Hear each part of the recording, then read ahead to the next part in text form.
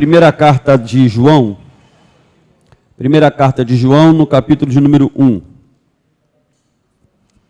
Nós iremos celebrar no próximo sábado os 90 anos da nossa União Auxiliadora Feminina. E 90 anos é uma data bem salutar, bem expressiva, bem exponencial. Então tem muitos trabalhos ainda aí pela União Feminina, e a gente vai aqui fazer uma programação enxuta, não vamos avançar muito, porque terminando aqui, vamos procurar ali a diaconisa Vilma Cândido para perguntar aí no que podemos ajudar para poder acelerar lá o processo lá dos trabalhos, ok? Eu estou doido para ajudar comendo os docinhos, mas aí é só no sábado, ainda não. Então vamos ler aqui, amados. Eu queria ler alternadamente esse capítulo de número 1. O que era desde o princípio, o que temos ouvido, o que temos visto com os nossos próprios olhos, o que contemplamos e as nossas mãos apalparam com respeito ao verbo da vida.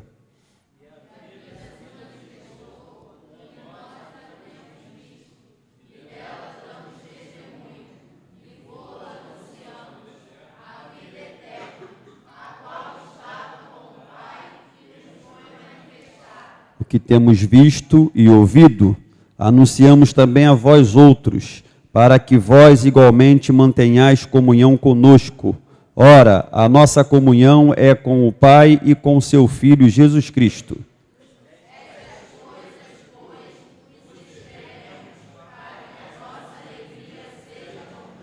Ora, a mensagem que da parte dele temos ouvido e vos anunciamos é esta, que Deus é luz, e não há nele treva nenhuma. Se dissermos que mantemos comunhão com ele e andarmos nas trevas, mentimos e não praticamos a verdade. Se, porém, andarmos na luz, como ele está na luz, mantemos comunhão uns com os outros, e o sangue de Jesus, seu Filho, nos purifica de todo pecado. Se dissermos que não temos pecado nenhum, a nós mesmos nos enganamos e a verdade não está em nós. Se confessarmos os nossos pecados, ele é fiel e justo para nos perdoar os pecados e nos purificar de toda a injustiça. Se dissermos que não temos cometido pecado, fazemo-lo mentiroso e a sua palavra não está em nós. Pode sentar, amados, um pouquinho. Na sexta-feira da semana que vem, dia 11, a escola de líderes vai funcionar normalmente, só que não nesse ambiente, mas lá na IEC de Bangu. Iremos comemorar o aniversário do seminário na quinta, na sexta e no sábado. Na sexta-feira, eu vou dirigir o culto, o Ministério de Louvor nosso vai cantar, e a aula que eu daria aqui mais para frente, o pastor Douglas Nassif, que escreveu alguns livros sobre o congregacionalismo brasileiro, ele vai estar lá nesses 3 dias sintetizando aquilo que ele escreveu nos livros. E aí nós teremos então a oportunidade de, na sexta-feira, aquilo que seria conteúdo do nosso tempo aqui na Escola de Líderes, vai ser dado lá na IEC de Bangu. Então, eu estou aí convocando aí todos os irmãos da Escola de Líderes e também os irmãos da igreja para estarmos lá no dia 11, a partir das 19h30. 19h30? Deixa eu ver aqui. Perdão.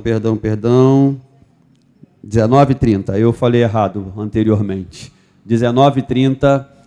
Nós estaremos lá. Então, seria muito importante todo mundo estar, porque nós vamos ouvir um pouco a respeito da nossa história, ouvir um pouco a respeito do congregacionalismo, dessa história tão linda que Deus, por sua bondade e graça, tem dado a oportunidade aí de ser escrita aí para a glória de Deus. Então, será muito importante, especialmente, né, para o pessoal que é congregacional.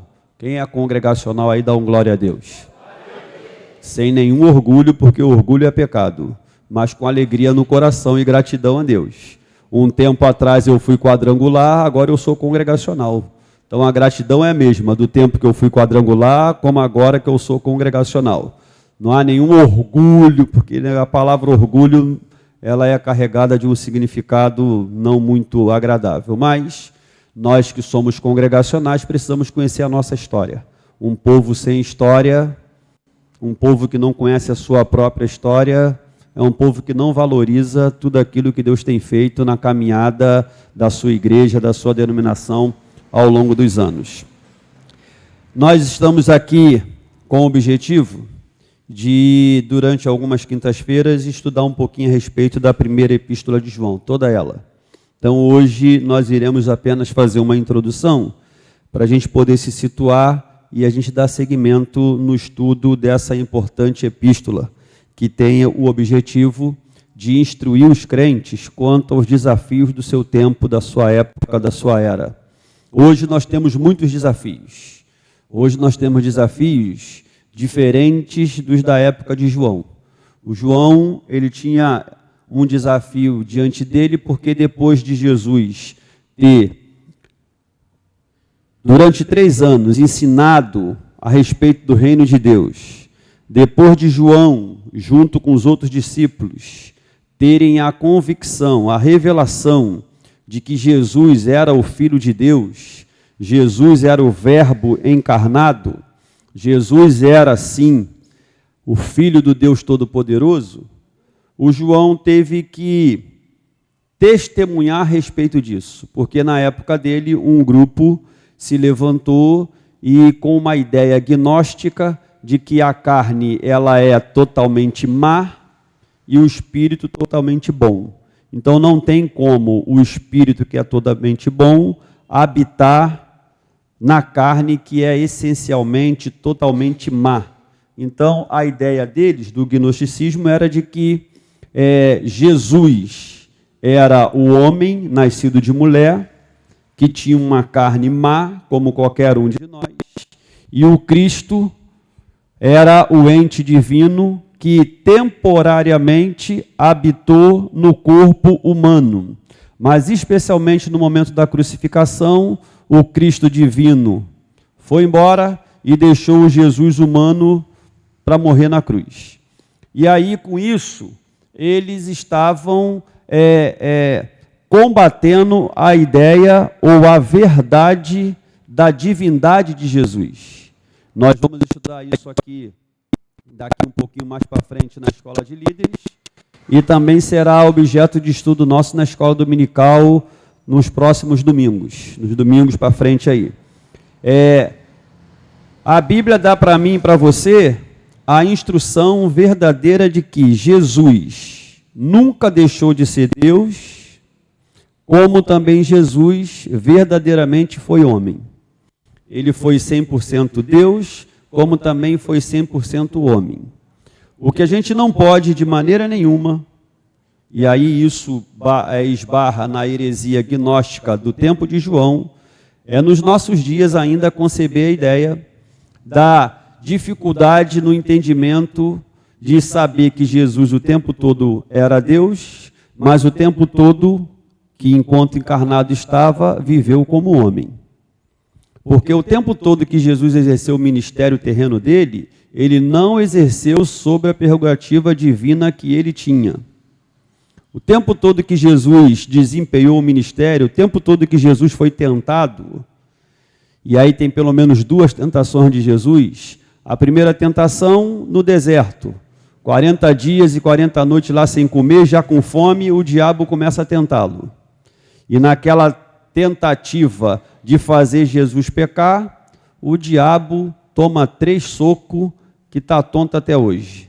Com a palavra Jesus, não foi um jabzinho não, com a palavra Jesus deu 3 diretão nele para ele poder ficar logo, esperto, porque o diabo, ele é assim, o diabo, ele insiste em não querer saber com quem ele está lidando.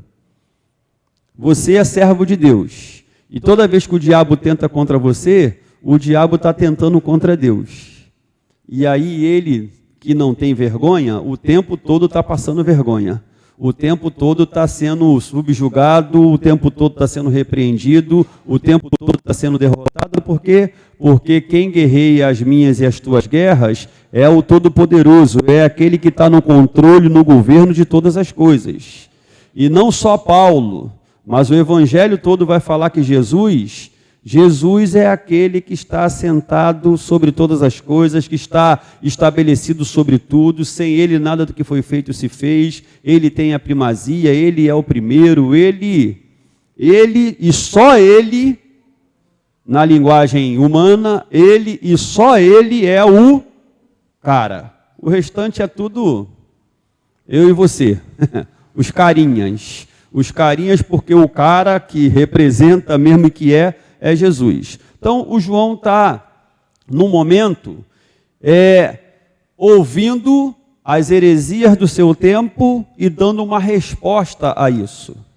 Por exemplo, o ano passado, a Igreja do Deus Vivo, na face da terra, num país chamado Brasil, a Igreja do Deus Vivo aqui nesse lugar se dividiu como nunca se viu uma divisão tão ferrenha. Como é que nós nos dividimos? Nós nos dividimos entre direita e esquerda.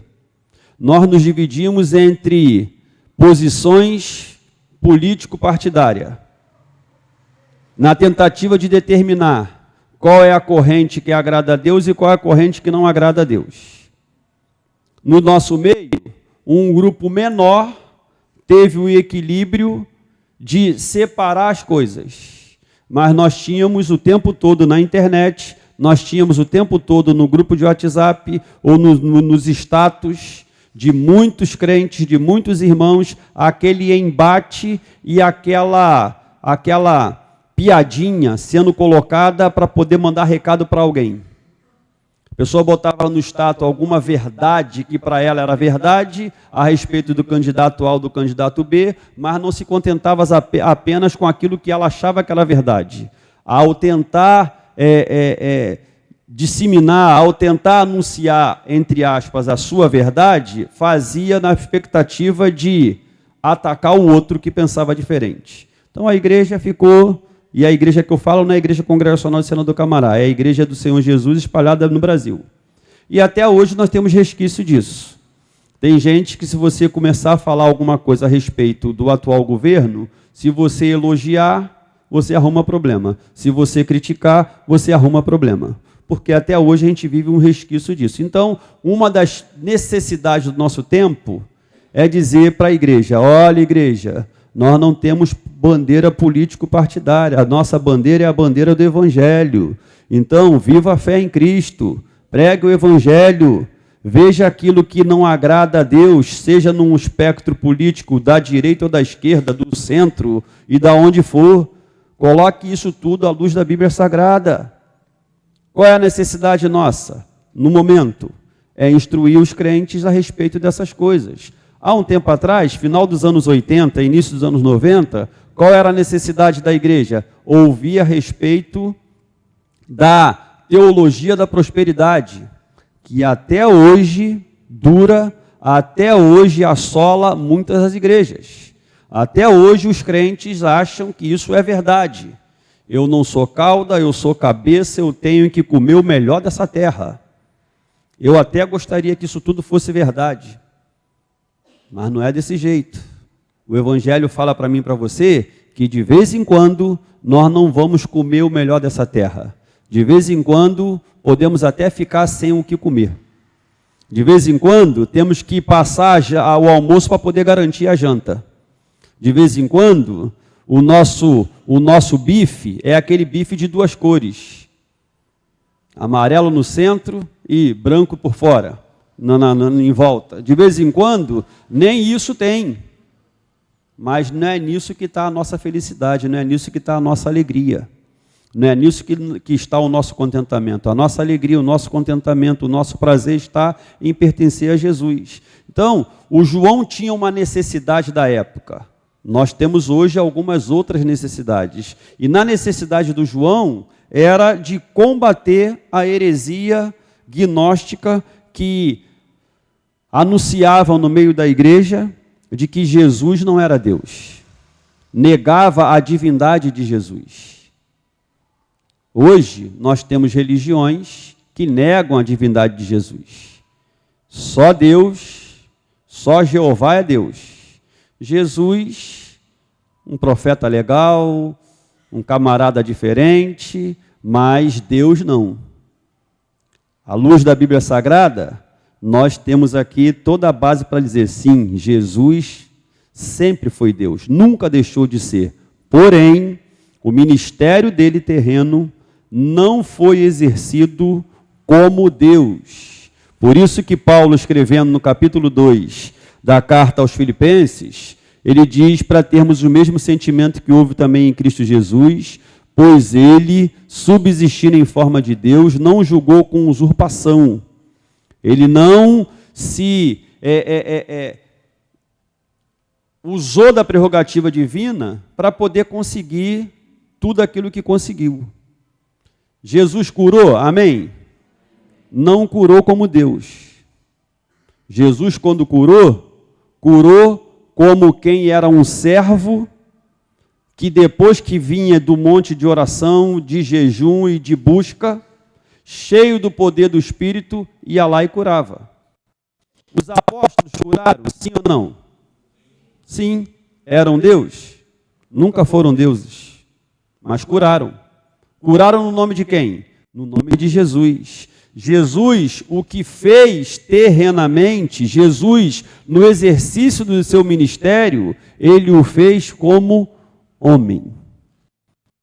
O Evangelho de Marcos tem o objetivo de escrever a respeito de Jesus, mostrando-o como um servo perfeito, como um servo que realmente, Lucas, como um homem perfeito, e ele foi mesmo. Deus sente fome? Deus tem fome? Deus tem sede? Deus fica angustiado? Deus é Deus. As tentações humanas, as fraquezas humanas não acometem Deus. Deus é Deus. Nele não há variação, nele não há fraqueza, nele não há dúvida. Ele é Deus. Agora, enquanto homem, dado o momento Jesus teve fome, em outros momentos Jesus teve sede, no momento em que Jesus está no Getsêmani, diz o texto que a alma dele estava angustiada, tão angustiada, cercado por uma angústia que nunca tinha sentido, que Lucas diz que o suor dele não era o suor normal, eram gotas de sangue. Tamanha era a angústia. Por que essa angústia? Por causa do peso do pecado, porque se cumpriu nele aquilo que o maior profeta messiânico de todos os tempos, chamado Isaías, profetizara quase 800 anos antes, que ele levaria sobre si o peso da nossa iniquidade, o castigo que nos traz a paz, estaria sobre ele, sobre as pisaduras dele nós seríamos sarados. Estava sobre ele aquilo que o profeta messiânico disse, que a nossa iniquidade fazem separação entre nós e o nosso Deus, para que não nos ouça. Jesus orando no Getsêmani 3 vezes, orando, repetindo as mesmas palavras, sentiu o que muitas vezes nós sentimos. Há momentos em que nós oramos, e a sensação qual é? É de que Deus está com o ouvido tapado e não está nos ouvindo. Jesus 3 vezes orou a mesma coisa. 3 vezes, Pai, tudo te é possível, passa de mim esse cálice. Contudo, não seja o que eu quero, sim o que tu queres. Então, nesses momentos todos, Jesus está revelando a sua face humana, está revelando o seu lado humano. Mas os gnósticos, explorando essa humanidade, além do que deveria, começou a, no meio da igreja, falar que Jesus não era Deus. Por quê? Porque toda a carne, na concepção deles no 2º século, toda a carne era eminentemente má. Então não podia, de maneira nenhuma, o ente santo ter vindo habitar num corpo humano, numa carne humana que era eminentemente, totalmente má. Então a ideia deles era combater a divindade de Jesus. Só que aí o João então entra em cena diante da igreja para dizer o que era desde o princípio, o que temos ouvido, o que temos visto com os nossos próprios olhos, o que contemplamos e as nossas mãos apalparam com respeito ao verbo da vida, e a vida se manifestou e nós a temos visto, e dela damos testemunho, e vô-la anunciamos, a vida eterna, a qual estava com o Pai e nos foi manifestada. O que temos visto e ouvido, anunciamos também a vós outros, para que vós igualmente mantenhais comunhão conosco. Ora, a nossa comunhão é com o Pai e com o seu Filho, Jesus Cristo. Estas coisas, pois, vos escrevemos para que a nossa alegria seja completa. Então, o João, já como no Evangelho, como é que inicia? Quem lembra? O Evangelho de João. No princípio era o Verbo estava com Deus. E o Verbo era Deus. Quem é o Verbo? Jesus. O João no Evangelho e aqui na carta, ele começa de forma semelhante para dizer, olha, deixa eu dizer uma coisa para vocês, já que estão tentando colocar dúvida no meio da igreja, deixa eu dizer uma coisa, olha, o que nós vimos com os nossos próprios olhos, o que nós ouvimos com os nossos próprios ouvidos, o que nós apalpamos com a nossa própria mão, eu tenho aqui que testemunhar. O que, João? Fala. Nós temos comunhão com o Pai e com o seu Filho Jesus Cristo. Quem é Jesus então, João? Jesus Cristo é Filho de Deus. Não tem essa separação, essa dualidade, uma parte humana e uma parte espiritual que temporariamente habitou, não tem isso. O que tem é Jesus Cristo, aquele que andou conosco, aquele que nós contemplamos e vimos com nossos próprios olhos, aquele de quem nós ouvimos com o nosso próprio ouvido, aquele quem nós podemos tocar. E o João aqui era um dos que mais tocava. O João aqui era realmente aquele que podia falar, porque esse João aqui teve o privilégio, que eu não tenho dúvidas, de que todos que estão aqui gostariam de ter tido esse privilégio. Esse camarada aqui deu algumas encostadinhas no ombro de Jesus. Meu Deus do céu, cara. Imagina isso, gente. Como é que você está nessa noite? E aí Jesus está aqui e fala assim, quer dar uma toradinha aí? Dá uma encostadinha aí. Meu Deus, cara. Olha que coisa boa. O João, reclinava a cabecinha dele no ombro de Jesus. E esse camarada que tocou, que viu, que ouviu, está combatendo uma heresia na sua época. E aí deixa eu dizer uma coisa para você.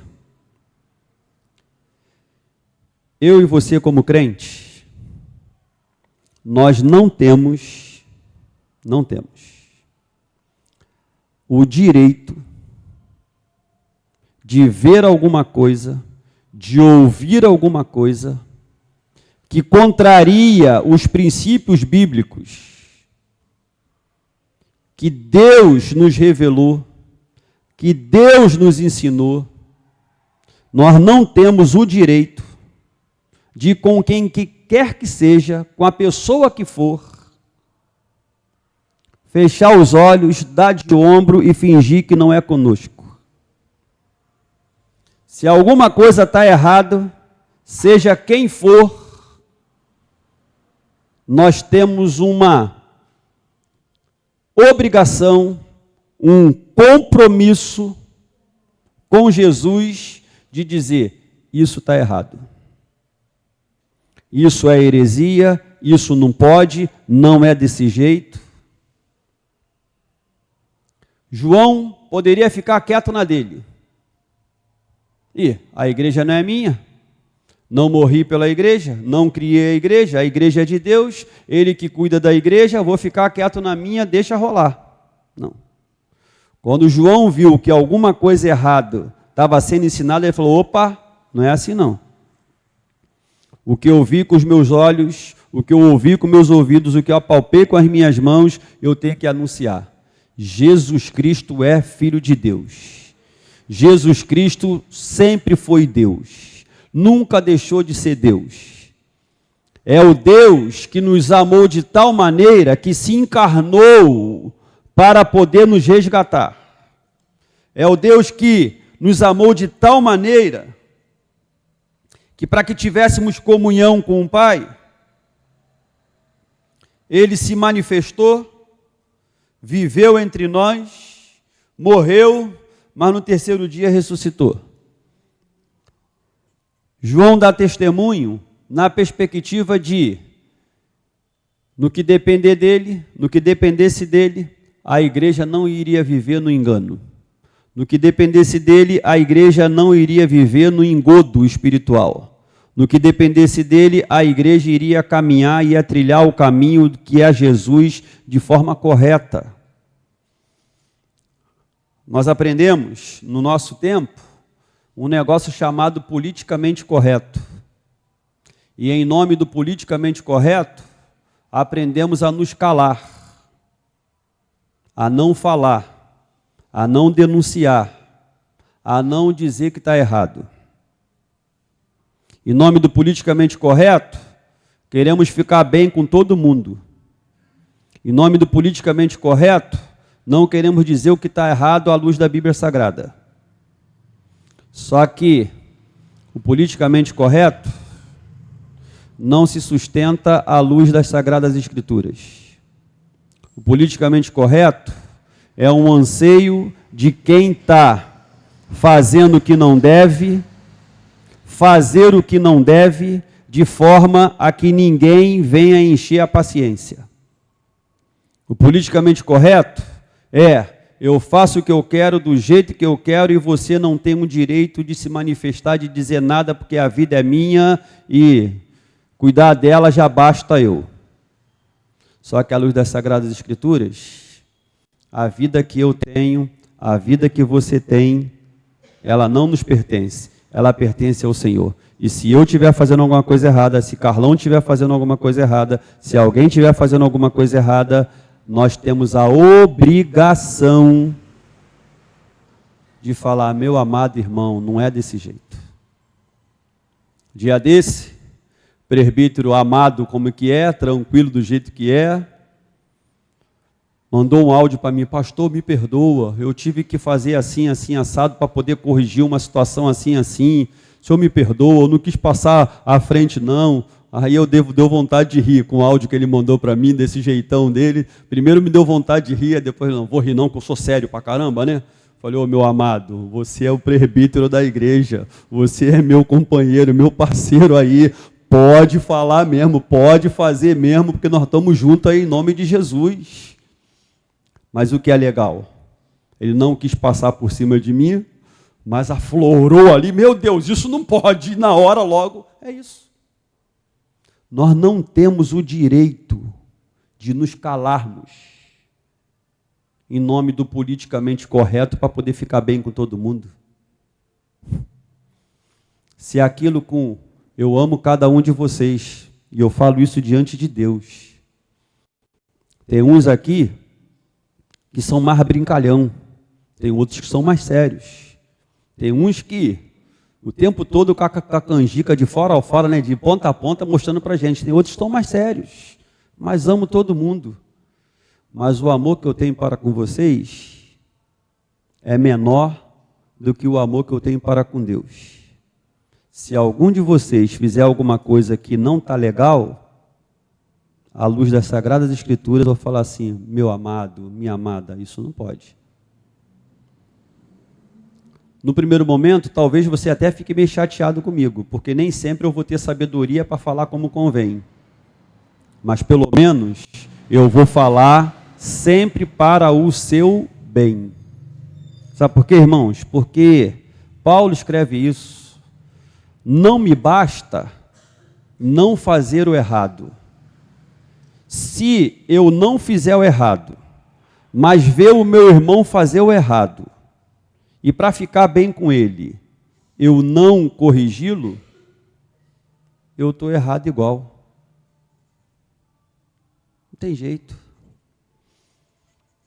O Edinaldo ontem,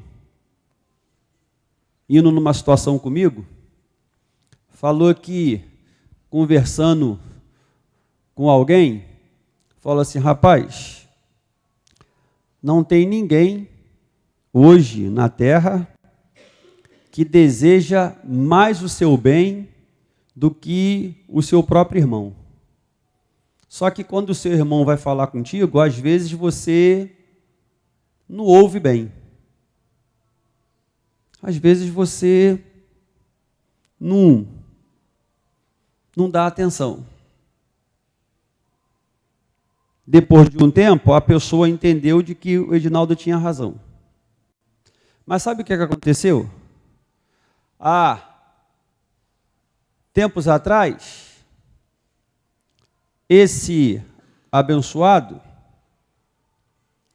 ele estava casado, saiu de casa, começou a morar com uma outra pessoa, e morando com a outra pessoa, queria frequentar a casa do seu irmão. E o seu irmão crente. O que o seu irmão crente falou para ele? Você vir na minha casa será sempre muito bem-vindo.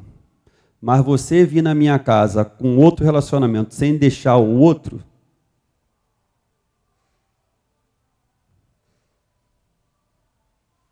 o que aconteceu com isso? Durante alguns anos, uma tristeza, uma angústia, um sentimento equivocado da parte que queria ser aceito, que não queria ser repreendido, que não queria ser correspondido, que queria ser correspondido, que não queria ser ensinado. Mas o que vale mais? Agradar homens ou agradar a Deus? Agradar a Deus. Ainda que isso me traga benefício, ficar quieto me traga benefício humano, eu prefiro o prejuízo humano do que o prejuízo divino. O prejuízo divino é, mesmo não tendo cometido, se eu estender a mão para abençoar ou encolher a mão para repreender, eu estou sendo conivente. E não dá, irmão. João tem uma clareza de que o que é certo, eu falo, o que está errado eu também condeno, e vamos que vamos. Dei testemunho aqui há algum tempo atrás, tem uma tia crente hoje, daquelas crente canela de fogo, daquelas crente parecida com as crianças que estavam aqui domingo. E agora, como é que vai ser? Eu acho que eu vou cavar um buraco para não pecar mais contra Deus. Agora, não quero saber de pecar contra Deus, aquele negócio e tal. Essa tia, antes de se converter, falou para mim que não ia lá em casa no aniversário lá, era do Caio? No aniversário do Caio, lá em casa, porque festa de crente é tudo chato, não tem bebida. E por isso ela não iria. Então, queria muito que a senhora fosse na minha casa, mas eu não vou, porque na sua casa não vai ter bebida. Eu falei, então não vai. Se a sua consideração por mim esbarra num copo de seja lá o que for, que vai deixar as tuas ideias meio zureta, então não precisa ir não. Ah, pastor, o senhor fez isso, que ignorância. Oh, não é ignorância não, irmão. Na minha casa, abaixo de Deus, manda eu e minha mulher. Não manda tio, não manda pai, não manda mãe, não manda irmão, não manda filho. Eu sou o chefe de casa, sou o chefe da família. Minha mulher, graças ao bom Deus, é crente, fecha comigo. Não vai entrar. Ficou um tempo, quando encontrava comigo em outra situação, virava até a cara. Posso fazer o quê? Ué? Ninguém vai com a minha cara, só eu mesmo. Mas ninguém, só eu posso ir com a minha cara, né? Passou um tempo, se converteu. Agora acabou a animosidade, acabou a tristeza, acabou tudo.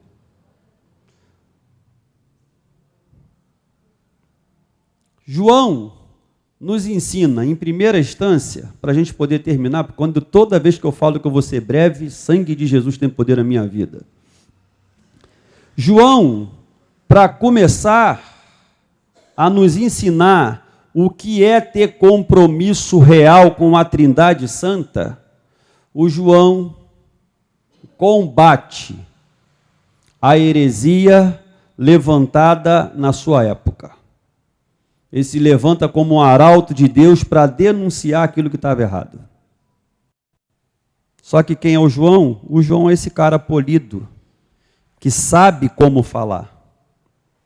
O que era desde o princípio, o que temos ouvido, o que temos visto com os nossos próprios olhos e que contemplamos e as nossas mãos apalparam com respeito ao verbo da vida. E a vida se manifestou e nós temos visto e dela damos testemunho e vô-la anunciamos. A vida eterna a qual estava com o Pai nos foi manifestada. O que temos visto e ouvido, anunciamos também a vós outros, para que vós igualmente mantenhais comunhão conosco. Ora, a nossa comunhão é com o Pai e com seu Filho Jesus Cristo. Estas coisas, pois, vos escrevemos, para que a nossa alegria seja completa. Duas coisas a ser ressaltadas. Primeiro, o João, pode vir para cá o Ministério de Louvor, que vocês me ajudam a acelerar. O João não fica quieto diante daquilo que de errado está acontecendo no meio da igreja. Ele se levanta e denuncia. Ele se levanta e corrige. Eu e você, como servo de Deus, agora, toca quem está do teu lado aí, fala assim, você se engana, achando que é só papel do pastor. É do crente, filhão. Se você vê alguma coisa de errado, você, não é isso que eu tenho aprendido com Jesus não, hein? Não é isso que eu ouvi dele não, hein? Não é isso que eu tenho visto não, hein? Não é isso que eu tenho apalpado não, hein? Não é desse jeito não, hein? Ah, porque Jesus é tão bonzinho. Primeiro, o termo bonzinho não pode se aplicar nunca a Jesus. A Deus, nunca foram bonzinhos. Deus é bom. Deus é bom. Deus é... Aliás, só Deus é bom. O restante. Jesus encarnado falou assim, por que você me chama de bom? Bom é só um, é Deus que está no céu. Enquanto o homem, ele falou, não vem com essa história dessa bajulação, não. Deus, Jesus ama, Jesus aceita. Não, Jesus não aceita nada. Jesus não aceita nada que não seja aprovado por aquilo que ele estabeleceu. Ponto final. Ah, mas o amor, que amor? Jesus aceita o amor que ele estabeleceu, da forma com que ele criou, da forma com que ele colocou. Não, mas toda expressão de amor agrada a Deus. Mentira. Mentira. Inclusive não agrada a Deus quando alguém ama mais um animal do que um ser humano. E tem gente indo por esse caminho. Ama mais os seus bichinhos de estimação do que ama um ser humano. João Batista, João o evangelista, o João, ele não só combateu, mas como João falou daquilo que era a sua experiência pessoal. Quem tem experiência pessoal com Jesus aí, levanta aí para a gente louvar o Senhor, por favor.